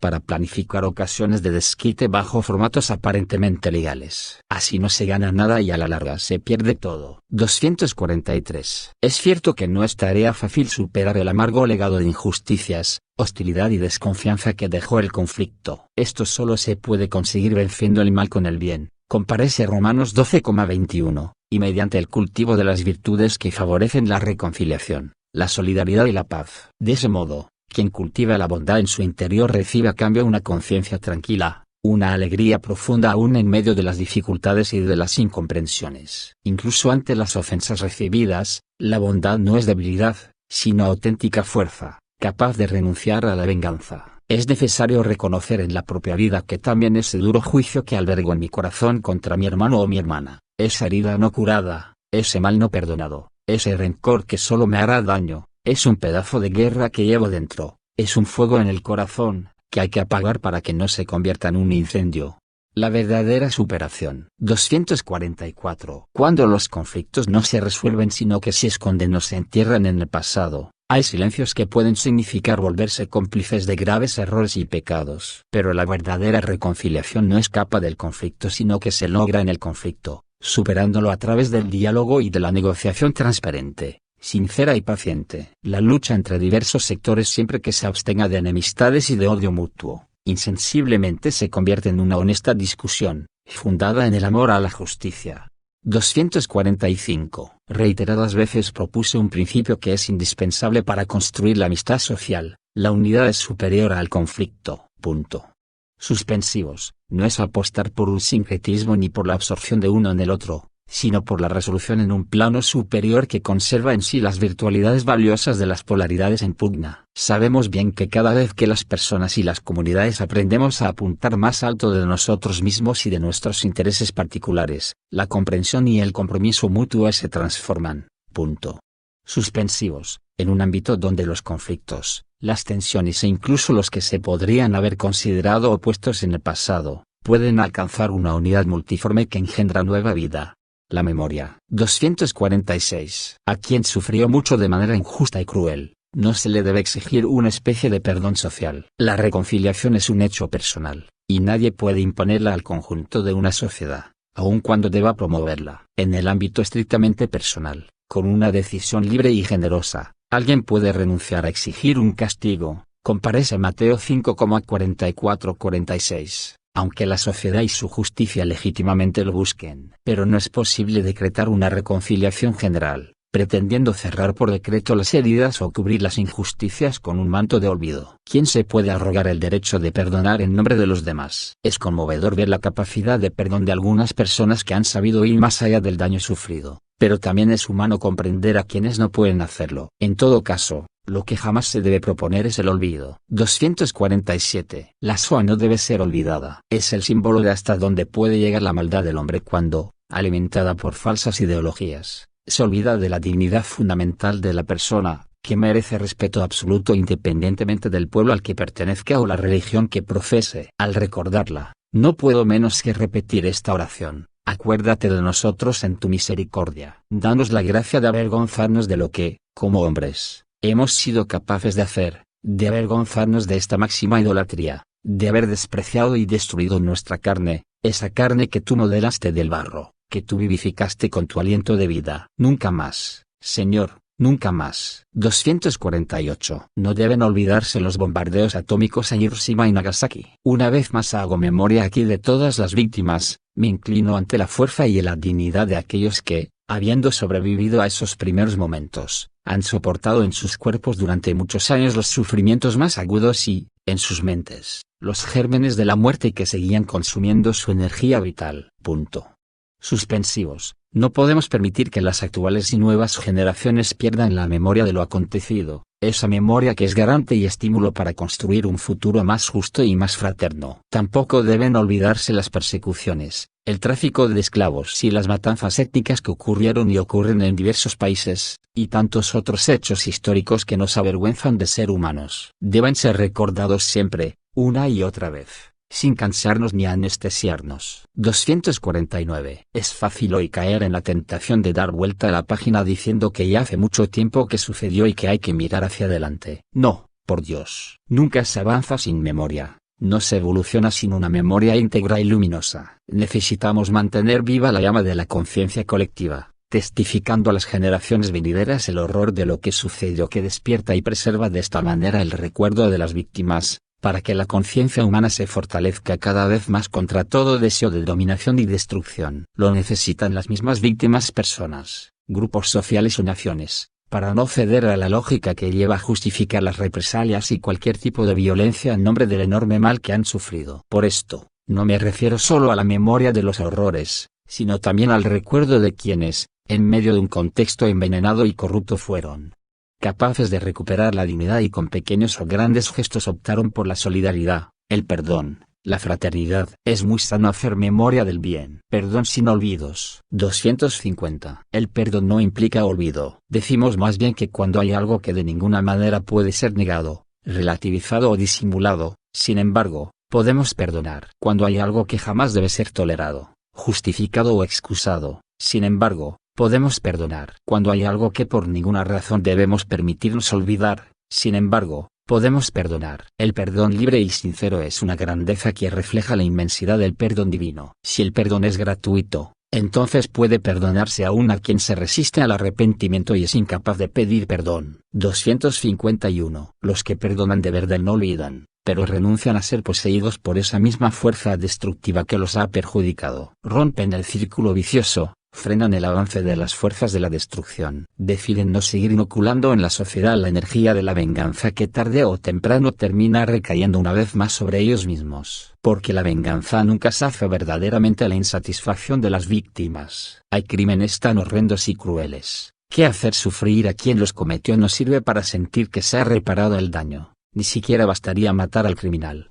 ni se podrían encontrar torturas que se equiparen a lo que pudo haber sufrido la víctima. La venganza no resuelve nada. 252. Tampoco estamos hablando de impunidad. Pero la justicia solo se busca adecuadamente por amor a la justicia misma, por respeto a las víctimas, para prevenir nuevos crímenes y en orden a preservar el bien común, no como una supuesta descarga de la propia ira. El perdón es precisamente lo que permite buscar la justicia sin caer en el círculo vicioso de la venganza ni en la injusticia del olvido. 253. Cuando hubo injusticias mutuas, cabe reconocer con claridad que pueden no haber tenido la misma gravedad o que no sean comparables. La violencia ejercida desde las estructuras y el poder del Estado no está en el mismo nivel de la violencia de grupos particulares. De todos modos, no se puede pretender que solo se recuerden los sufrimientos injustos de una sola de las partes. Como enseñaron los obispos de Croacia, nosotros debemos a toda víctima inocente el mismo respeto. No puede haber aquí diferencias raciales, confesionales, nacionales o políticas. 254. Pido a Dios que prepare nuestros corazones al encuentro con los hermanos más allá de las diferencias de ideas, lengua, cultura, religión, que unja todo nuestro ser con el aceite de la misericordia que cura las heridas de los errores, de las incomprensiones, de las controversias, la gracia de enviarnos, con humildad y mansedumbre, a los caminos, arriesgados pero fecundos, de la búsqueda de la paz, la guerra y la pena de muerte. 255. Hay dos situaciones extremas que pueden llegar a presentarse como soluciones en circunstancias particularmente dramáticas, sin advertir que son falsas respuestas, que no resuelven los problemas que pretenden superar y que en definitiva no hacen más que agregar nuevos factores de destrucción en el tejido de la sociedad nacional y universal. Se trata de la guerra y de la pena de muerte. La injusticia de la guerra. 256. En el que traba el mal solo hay engaño, pero en los que promueven la paz hay alegría. Proverbios 12,20. Sin embargo, hay quienes buscan soluciones en la guerra, que frecuentemente se nutre de la perversión de las relaciones, de ambiciones hegemónicas, de abusos de poder, del miedo al otro y a la diferencia vista como un obstáculo. La guerra no es un fantasma del pasado, sino que se ha convertido en una amenaza constante. El mundo está encontrando cada vez más dificultad en el lento camino de la paz que había emprendido y que comenzaba a dar algunos frutos. 257. Puesto que se están creando nuevamente las condiciones para la proliferación de guerras, recuerdo que la guerra es la negación de todos los derechos y una dramática agresión al ambiente. Si se quiere un verdadero desarrollo humano integral para todos, se debe continuar incansablemente con la tarea de evitar la guerra entre las naciones y los pueblos. Para tal fin hay que asegurar el imperio incontestado del derecho y el infatigable recurso a la negociación, a los buenos oficios y al arbitraje, como propone la Carta de las Naciones Unidas, verdadera norma jurídica fundamental. Quiero destacar que los 75 años de las Naciones Unidas y la experiencia de los primeros 20 años de este milenio, muestran que la plena aplicación de las normas internacionales es realmente eficaz, y que su incumplimiento es nocivo. La Carta de las Naciones Unidas, respetada y aplicada con transparencia y sinceridad, es un punto de referencia obligatorio de justicia y un cauce de paz. Pero esto supone no disfrazar intenciones espurias ni colocar los intereses particulares de un país o grupo por encima del bien común mundial. Si la norma es considerada un instrumento al que se acude cuando resulta favorable y que se elude cuando no lo es, se desatan fuerzas incontrolables que hacen un gran daño a las sociedades, a los más débiles, a la fraternidad, al medio ambiente y a los bienes culturales, con pérdidas irrecuperables para la comunidad global. 258. Así es como fácilmente se opta por la guerra detrás de todo tipo de excusas supuestamente humanitarias, defensivas o preventivas, acudiendo incluso a la manipulación de la información. De hecho, En las últimas décadas todas las guerras han sido pretendidamente justificadas. El Catecismo de la Iglesia Católica habla de la posibilidad de una legítima defensa mediante la fuerza militar, que supone demostrar que se den algunas condiciones rigurosas de legitimidad moral. Pero fácilmente se cae en una interpretación demasiado amplia de este posible derecho. Así se quieren justificar indebidamente aún ataques preventivos o acciones bélicas que difícilmente no entrañen males y desórdenes más graves que el mal que se pretende eliminar. La cuestión es que, a partir del desarrollo de las armas nucleares, químicas y biológicas, y de las enormes y crecientes posibilidades que brindan las nuevas tecnologías, se dio a la guerra un poder destructivo fuera de control que afecta a muchos civiles inocentes. Es verdad que nunca la humanidad tuvo tanto poder sobre sí misma y nada garantiza que vaya a utilizarlo bien. Entonces ya no podemos pensar en la guerra como solución, debido a que los riesgos probablemente siempre serán superiores a la hipotética utilidad que se le atribuya. Ante esta realidad, hoy es muy difícil sostener los criterios racionales madurados en otros siglos para hablar de una posible guerra justa. Nunca más la guerra. 259. Es importante agregar que, con el desarrollo de la globalización, lo que pueda parecer como una solución inmediata o práctica para un lugar de la Tierra, desata una cadena de factores violentos muchas veces subterráneos que termina afectando a todo el planeta y abriendo camino a nuevas y peores guerras futuras. En nuestro mundo ya no hay solo pedazos de guerra en un país o en otro, sino que se vive una guerra mundial a pedazos, porque los destinos de los países están fuertemente conectados entre ellos en el escenario mundial. 260. Como decía San Juan 23, resulta un absurdo sostener que la guerra es un medio apto para resarcir el derecho violado. Lo afirmaba en un período de fuerte tensión internacional, y así expresó el gran anhelo de paz que se difundía en los tiempos de la Guerra Fría. Reforzó la convicción de que las razones de la paz son más fuertes que todo cálculo de intereses particulares y que toda confianza en el uso de las armas. Pero no se aprovecharon adecuadamente las ocasiones que ofrecía el final de la Guerra Fría por la falta de una visión de futuro y de una conciencia compartida sobre nuestro destino común. En cambio, se cedió a la búsqueda de intereses particulares sin hacerse cargo del bien común universal. Así volvió a abrirse camino el engañoso espanto de la guerra. 261. Toda guerra deja al mundo peor que como lo había encontrado. La guerra es un fracaso de la política y de la humanidad, una claudicación vergonzosa, una derrota frente a las fuerzas del mal. No nos quedemos en discusiones teóricas. Tomemos contacto con las heridas, toquemos la carne de los perjudicados. Volvamos a contemplar a tantos civiles masacrados como daños colaterales. Preguntemos a las víctimas. Prestemos atención a los prófugos, a los que sufrieron la radiación atómica o los ataques químicos, a las mujeres que perdieron sus hijos, a los niños mutilados o privados de su infancia. Prestemos atención a la verdad de esas víctimas de la violencia. Miremos la realidad desde sus ojos y escuchemos sus relatos con el corazón abierto. Así podremos reconocer el abismo del mal en el corazón de la guerra y no nos perturbará que nos traten de ingenuos por elegir la paz. 262. Las normas tampoco serán suficientes si se piensa que la solución a los problemas actuales está en disuadir a otros a través del miedo, amenazando con el uso de armas nucleares, químicas o biológicas. Porque si se tienen en cuenta las principales amenazas a la paz y a la seguridad con sus múltiples dimensiones en este mundo multipolar del siglo XXI, tales como, por ejemplo, el terrorismo, los conflictos asimétricos, la seguridad informática, los problemas ambientales, la pobreza, surgen no pocas dudas acerca de la inadecuación de la disuasión nuclear para responder eficazmente a estos retos. Estas preocupaciones son aún más consistentes si tenemos en cuenta las catastróficas consecuencias humanitarias y ambientales derivadas de cualquier uso de las armas nucleares con devastadores efectos indiscriminados e incontrolables en el tiempo y el espacio. Suspensivos. Debemos preguntarnos cuánto sea sostenible un equilibrio basado en el miedo, cuando en realidad tiende a aumentarlo y a socavar las relaciones de confianza entre los pueblos. La paz y la estabilidad internacional no pueden basarse en una falsa sensación de seguridad, en la amenaza de la destrucción mutua o de la aniquilación total, en el simple mantenimiento de un equilibrio de poder. Suspensivos. En este contexto, el objetivo último de la eliminación total de las armas nucleares se convierte tanto en un desafío como en un imperativo moral y humanitario.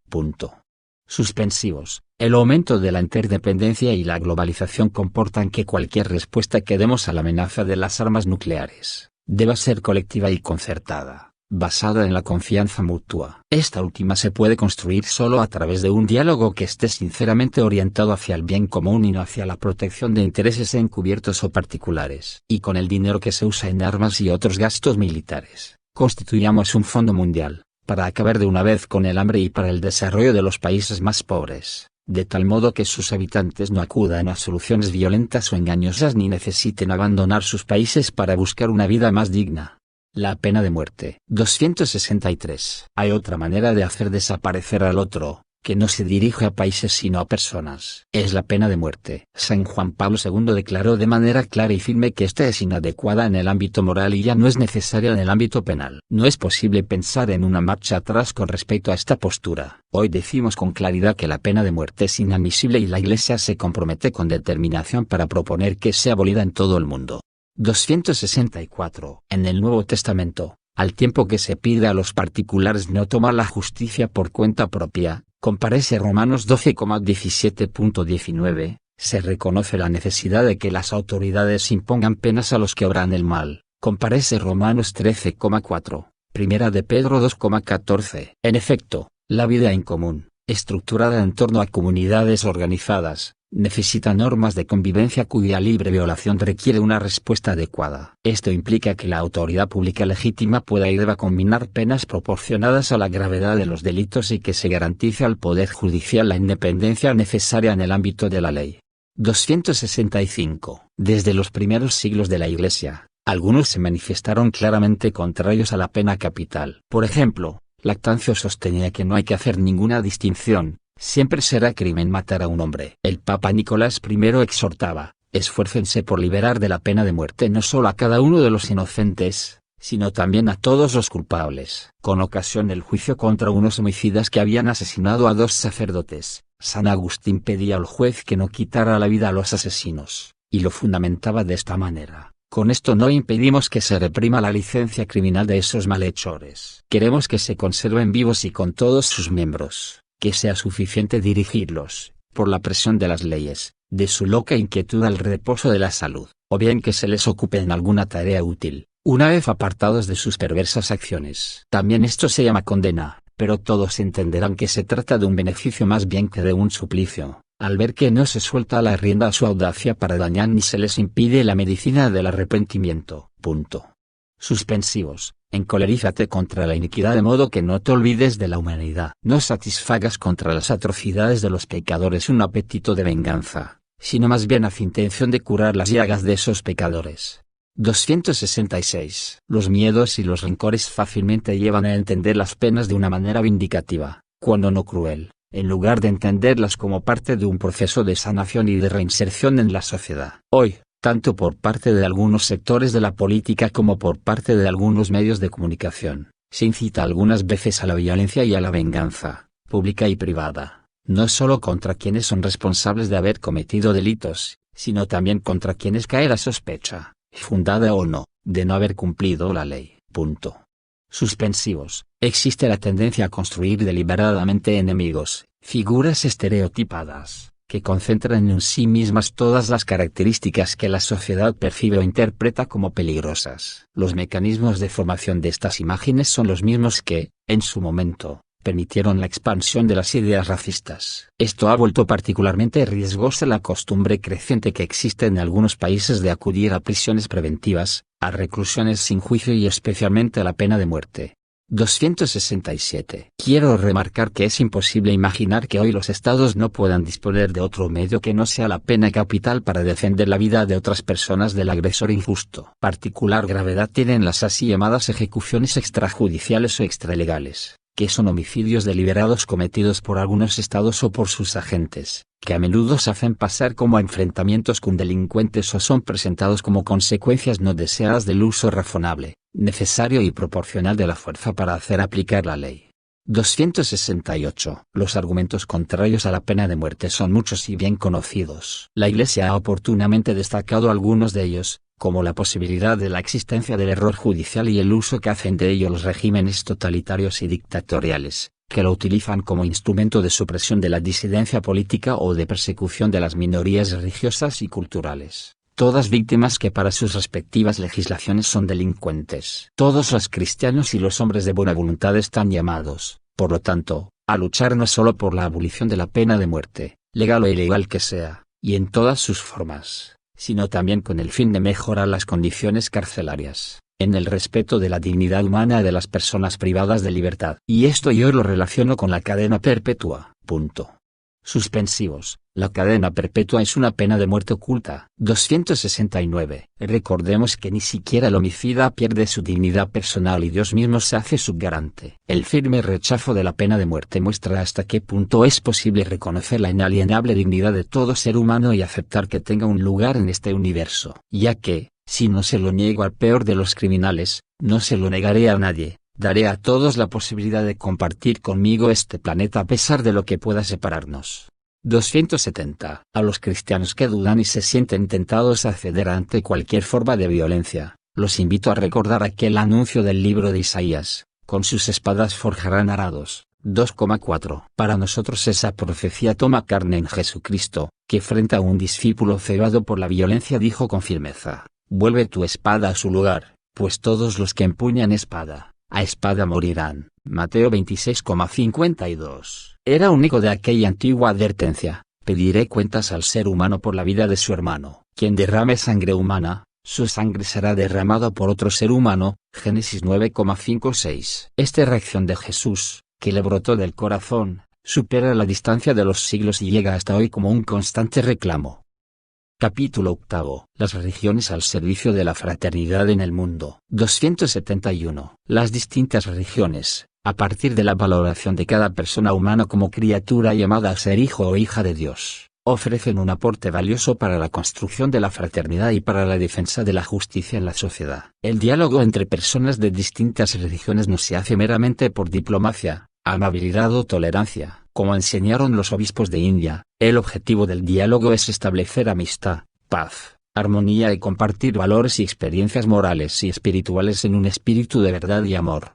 El fundamento último. 272. Los creyentes pensamos que, sin una apertura al Padre de todos, no habrá razones sólidas y estables para el llamado a la fraternidad. Estamos convencidos de que solo con esta conciencia de hijos que no son huérfanos podemos vivir en paz entre nosotros. Porque la razón, por sí sola, es capaz de aceptar la igualdad entre los hombres y de establecer una convivencia cívica entre ellos, pero no consigue fundar la hermandad.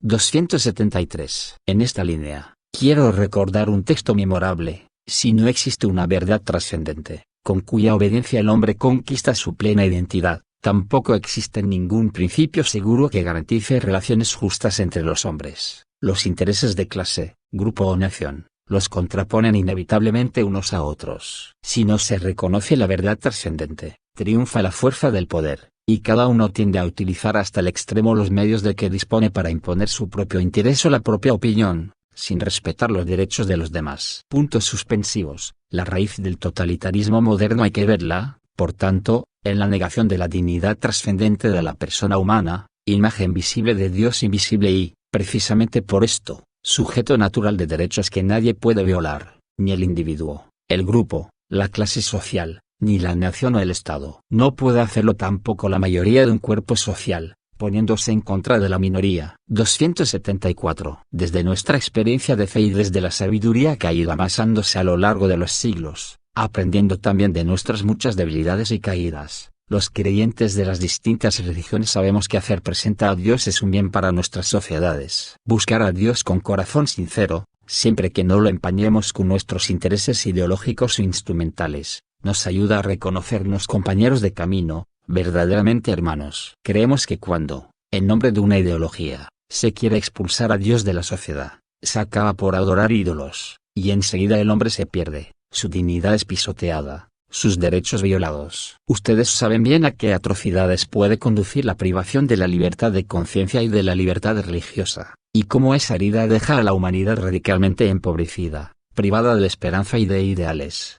275. Cabe reconocer que entre las causas más importantes de la crisis del mundo moderno están una conciencia humana anestesiada y un alejamiento de los valores religiosos, además del predominio del individualismo y de las filosofías materialistas que divinizan al hombre y ponen los valores mundanos y materiales en el lugar de los principios supremos y trascendentes. No puede admitirse que en el debate público solo tengan voz los poderosos y los científicos. Debe haber un lugar para la reflexión que procede de un trasfondo religioso que recoge siglos de experiencia y de sabiduría. Los textos religiosos clásicos pueden ofrecer un significado para todas las épocas, tienen una fuerza motivadora, pero de hecho son despreciados por la cortedad de vista de los racionalismos.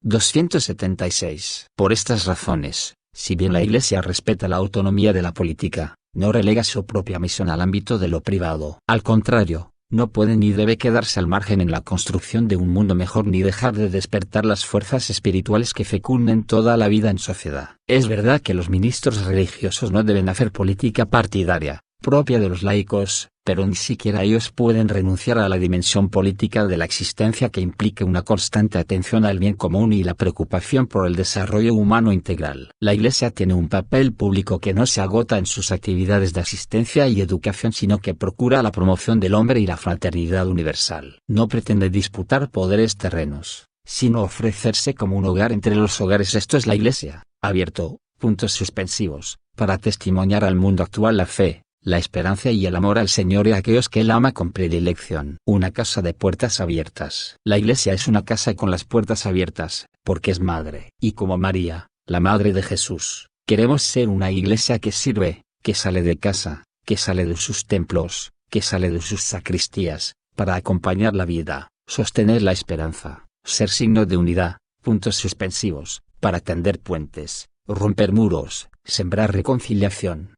La identidad cristiana. 277. La Iglesia valora la acción de Dios en las demás religiones, y no rechaza nada de lo que en estas religiones hay de santo y verdadero. Considera con sincero respeto los modos de obrar y de vivir, los preceptos y doctrinas que, puntos suspensivos, no pocas veces reflejan un destello de aquella verdad que ilumina a todos los hombres. Pero los cristianos no podemos esconder que si la música del Evangelio deja de vibrar en nuestras entrañas, habremos perdido la alegría que brota de la compasión, la ternura que nace de la confianza, la capacidad de reconciliación que encuentra su fuente en sabernos siempre perdonados enviados. Si la música del Evangelio deja de sonar en nuestras casas, en nuestras plazas, en los trabajos, en la política y en la economía, habremos apagado la melodía que nos desafiaba a luchar por la dignidad de todo hombre y mujer. Otros beben de otras fuentes. Para nosotros, ese manantial de dignidad humana y de fraternidad está en el Evangelio de Jesucristo. De él surge para el pensamiento cristiano y para la acción de la Iglesia el primado que se da a la relación, al encuentro con el misterio sagrado del otro, a la comunión universal con la humanidad entera como vocación de todos.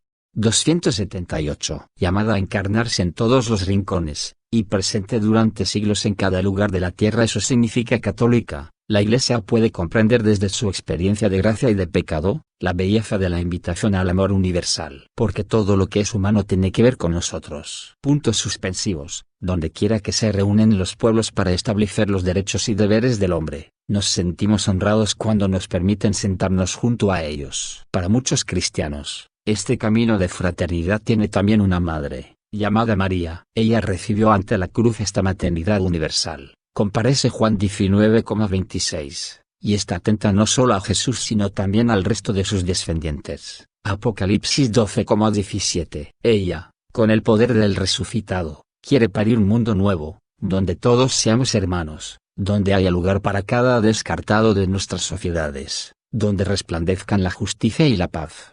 279. Los cristianos pedimos que, en los países donde somos minoría, se nos garantice la libertad, así como nosotros la favorecemos para quienes no son cristianos ahí donde ellos son minoría. Hay un derecho humano fundamental que no debe ser olvidado en el camino de la fraternidad y de la paz, el de la libertad religiosa para los creyentes de todas las religiones. Esa libertad proclama que podemos encontrar un buen acuerdo entre culturas y religiones diferentes. Atestigua que las cosas que tenemos en común son tantas y tan importantes que es posible encontrar un modo de convivencia serena, ordenada y pacífica, acogiendo las diferencias y con la alegría de ser hermanos en cuanto hijos de un único Dios.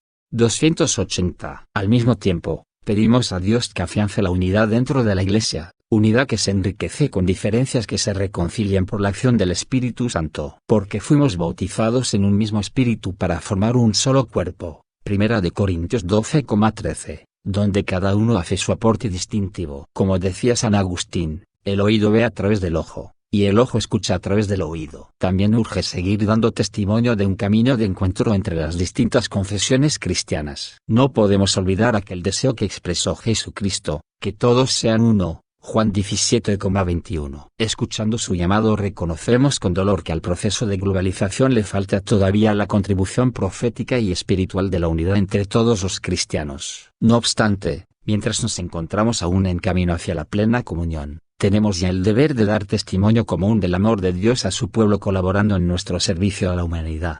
Religión y violencia. 281. Entre las religiones es posible un camino de paz. El punto de partida debe ser la mirada de Dios. Porque Dios no mira con los ojos, Dios mira con el corazón. Y el amor de Dios es el mismo para cada persona, sea de la religión que sea. Y si es ateo es el mismo amor. Cuando llegue el último día y exista la luz suficiente sobre la tierra para poder ver las cosas como son, nos vamos a llevar cada sorpresa. 282. También los creyentes necesitamos encontrar espacios para conversar y para actuar juntos por el bien común y la promoción de los más pobres. No se trata de que todos seamos más light o de que escondamos las convicciones propias que nos apasionan para poder encontrarnos con otros que piensan distinto. Puntos suspensivos, porque mientras más profunda, sólida y rica es una identidad, más tendrá para enriquecer a los otros con su aporte específico. Los creyentes nos vemos desafiados a volver a nuestras fuentes para concentrarnos en lo esencial, la adoración a Dios y el amor al prójimo, de manera que algunos aspectos de nuestras doctrinas, fuera de su contexto, no terminen alimentando formas de desprecio, odio,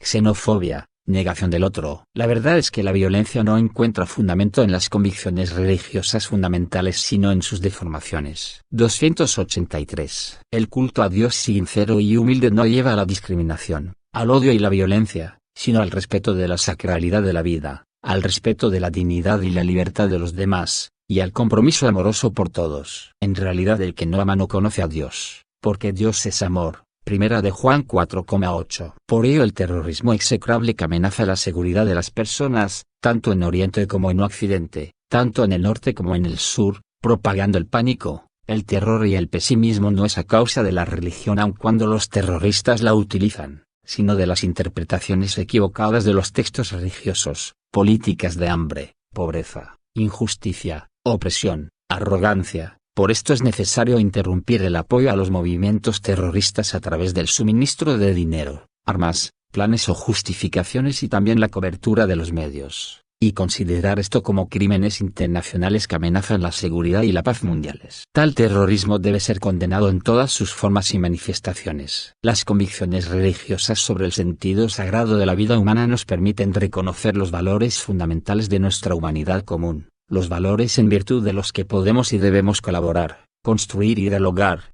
perdonar y crecer, permitiendo que el conjunto de las voces forme un noble y armónico canto, en vez del griterío fanático del odio.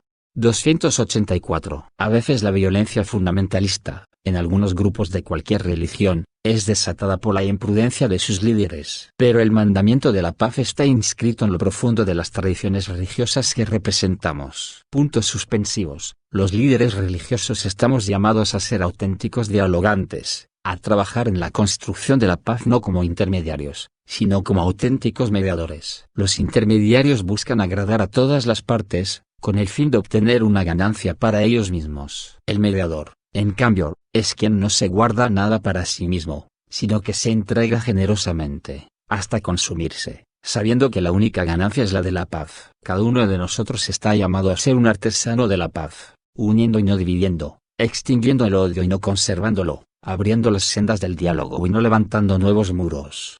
Llamamiento. 285. En aquel encuentro fraterno que recuerdo gozosamente, con el gran imán Ahmad al-Tayeb declaramos firmemente, que las religiones no incitan nunca a la guerra y no instan a sentimientos de odio, hostilidad, extremismo, ni invitan a la violencia o al derramamiento de sangre. Estas desgracias son fruto de la desviación de las enseñanzas religiosas, del uso político de las religiones y también de las interpretaciones de grupos religiosos que han abusado en algunas fases de la historia, de la influencia del sentimiento religioso en los corazones de los hombres. Puntos suspensivos. En efecto, Dios, el Omnipotente, no necesita ser defendido por nadie y no desea que su nombre sea usado para aterrorizar a la gente. Por ello quiero retomar aquí el llamamiento de paz, justicia y fraternidad que hicimos juntos, en el nombre de Dios que ha creado todos los seres humanos iguales en los derechos, en los deberes y en la dignidad, y los ha llamado a convivir como hermanos entre ellos, para poblar la tierra y difundir en ella los valores del bien, la caridad y la paz.